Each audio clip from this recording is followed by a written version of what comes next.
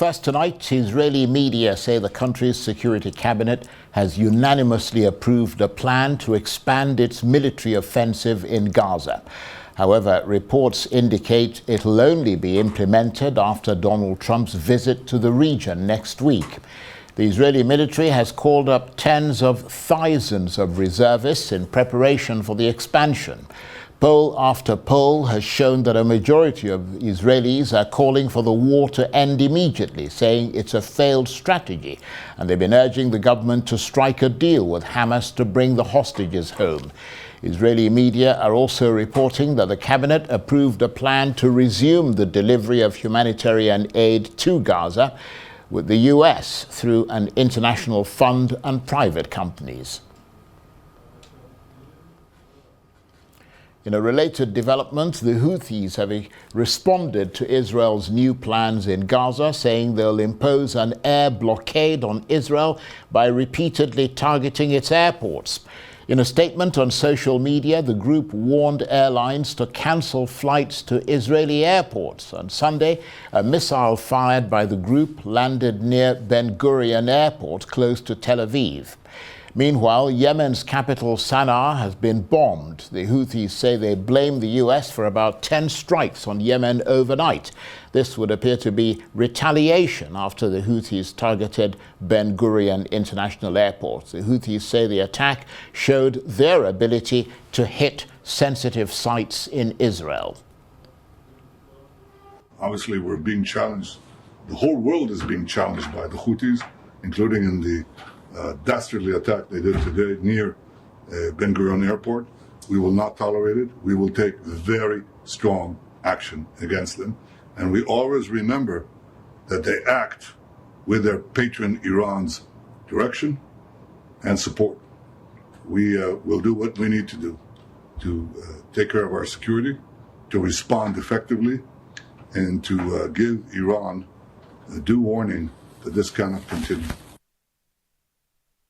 نفذت القوة الصاروخية في القوات المسلحة اليمنية عملية عسكرية نوعية استهدفت مطار بن غوريون في منطقة يافا المحتلة، وذلك بصاروخ باليستي فرط صوتي، وقد أصاب هدفه بنجاح بفضل الله.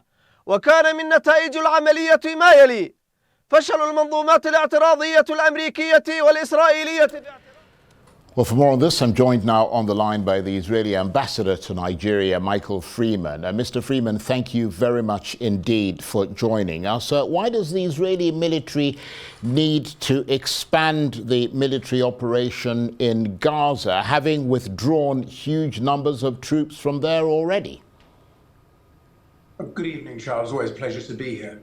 Look, the reason is very simple. Hamas is still refusing to release the hostages. They are holding 59 hostages. They are holding them in their tunnels underground, torturing, starving, beating them on a daily basis. And until they release those hostages, until Hamas lays down its arms, we have to do what we need to in order to make sure that Hamas can never carry out October the 7th again, and that they can release the hostages. Have more hostages been released through negotiations or through military operations? Most have been released through negotiations, haven't they? Well, absolutely, but only because of the military operation. Hamas have proven that they will not come to the table. They will not negotiate over hostages or release them until there is significant military pressure. If you look at all the previous agreements and all the previous releases, they came after significant Israeli pressure, military pressure. Many international observers, Ambassador, as well as many people in Israel, at last count more than 70%, according to poll after poll, of people in Israel say that it'll be impossible to eliminate Hamas unless you kill every single person in Gaza. I mean, isn't eliminating Hamas an unachievable war goal?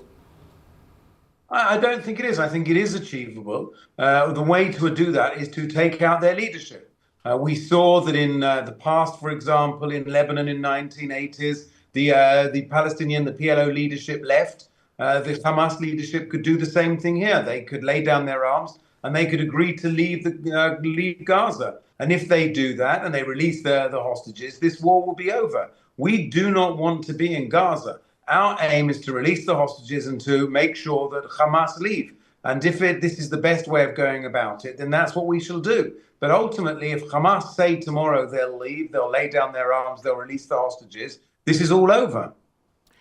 Well, the danger for Israel, Ambassador, is that the more forces you send in there, the more the war drags on and the more people around the world regard Israel as the aggressor rather than regarding Hamas as the aggressor.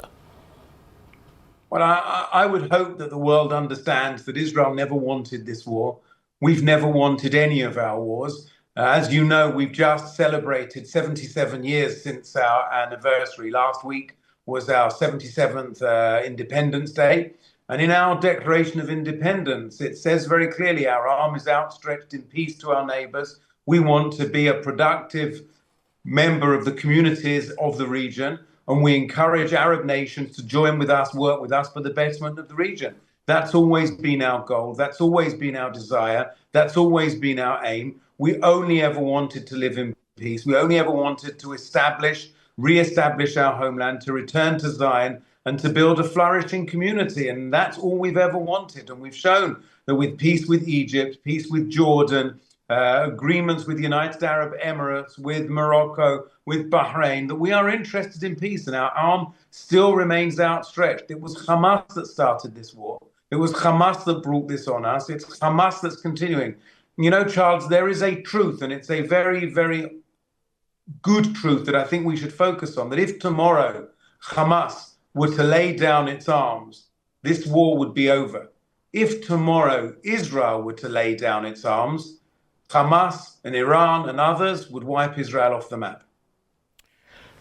We did hear when this conflict began that the war in Gaza would be quick and decisive and the hostages would be brought home. I mean, that hasn't happened. You may have degraded Hamas's ability to fire rockets into Israel, but the Houthis, for example, the rebels in Yemen, were yesterday able to hit Ben Gurion Airport. I mean, isn't Israel overstretched? I mean, you're fighting on all these fronts, yet you can't protect your airport from a missile fired all the way from Yemen. Well, yesterday there was a missile that landed near the airport, fired from Yemen, and this evening I can tell you that we've just launched strikes on Yemen, jointly with the United States, according to reports coming through at the moment, that Israel has now struck the Hodeidah port in Yemen. And we are fighting, as you say, on 7 different fronts. We've been fighting that. It is not 7 fronts that we wanted.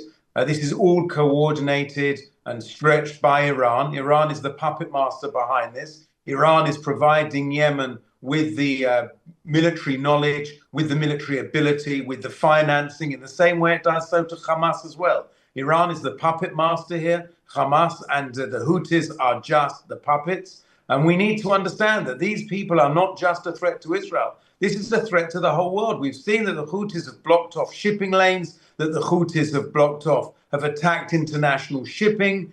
These are a bunch of terrorists who are threatening not only Israel, but threatening the whole world. And what starts with Israel never finishes with Israel. Do not underestimate. These people are going to try and destabilize everywhere. We know that the Iranians are destabilizing across the world. We know that Iran is behind destabilization in Western Africa. Iran is funding destabilization even in Nigeria itself. So do not think this is going to stay with Israel, because it absolutely won't. Nevertheless, more and more people in Israel, including reservists, people in military uniform, people who were military people, are calling for the war to end immediately, saying it's a failed strategy, and they've been urging the government to strike a deal with Hamas and to essentially end the war in Gaza. I mean, is the government listening to its own people and to the people it sends to fight this war? Because, I mean, it doesn't sound like it is. Well, it absolutely is listening to the people. And if you see yesterday on the first draft that went out for the reservists, there was 102% return of people who came. So more people came than were actually called up so far in the reserve draft. But also with regards to the population of Israel agrees on 2 things.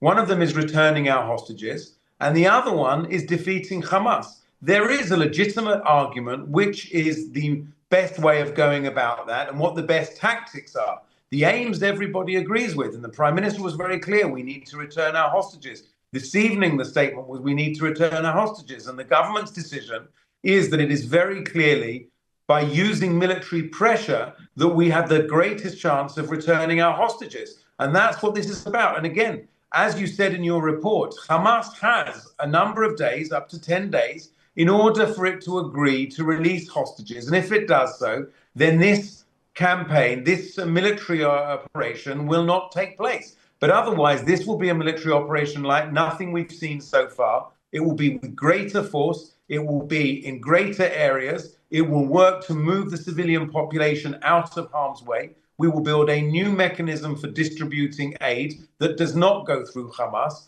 And we will heavily attack Hamas and destroy what's left of their military infrastructure and their military capability. But I mean, that's not what your people want, Ambassador. I mean, the people who voted the government into office say they want the war to end immediately and for the negotiations to begin, intense negotiations with Hamas to bring the hostages home. But you're not listening to them. Well, no, the government is listening to them, but the government, I think the issue is about the order and the direction. Nobody in Israel wants Hamas to carry out another October the 7th style attack. Everybody in Israel wants the hostages back. And so that is the concept that's going on in the conversation that's happening in Israel at the moment. There is a disagreement over the best tactics and the best way forward. That's the beauty of being in a democracy. That's the beauty of having different views and different opinions. But ultimately, the government's made the decision they feel the best way to bring those hostages back is to use military pressure. And we've seen that every other deal was based on the fact that Hamas felt military pressure, that Hamas felt that they had no option other than to come to the table. Remember, Hamas is a radical terror organization, an extremist terror organization, worse, I would argue, than any other terror organization we have seen. They carried out and did things on October the 7th that we have never seen in the world. And these are people who don't deserve an organization that doesn't deserve to remain in the picture. And therefore, we need to ensure that they can't carry out what they did on October the 7th. And that means degrading and attacking them.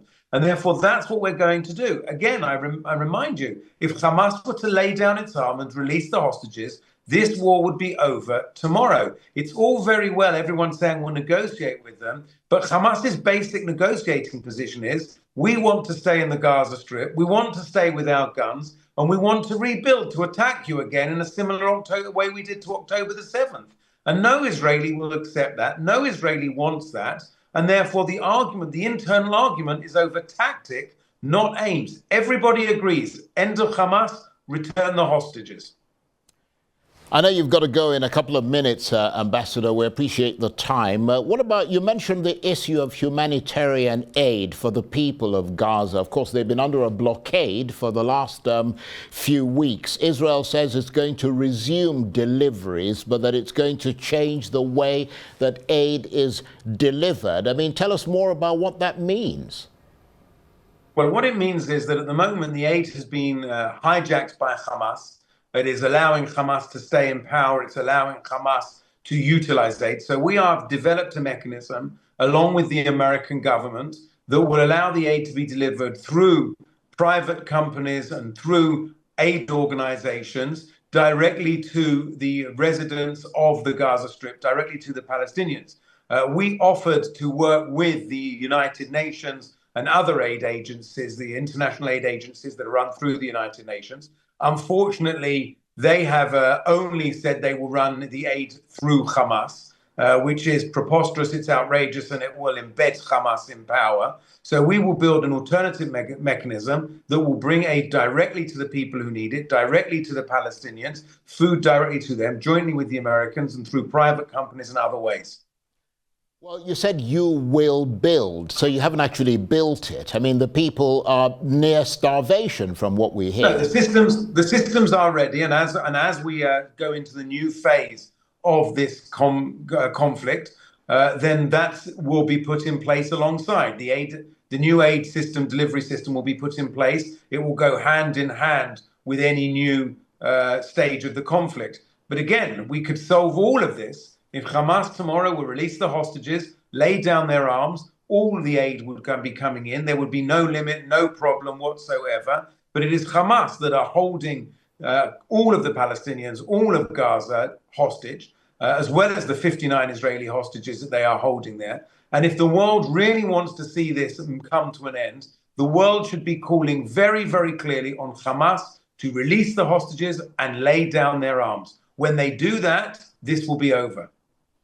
Ambassador, thank you very much indeed. We appreciate the time that you've taken to talk to us. Ambassador Michael Freeman is the Israeli ambassador to Nigeria. He was talking to me on the line there from Abuja.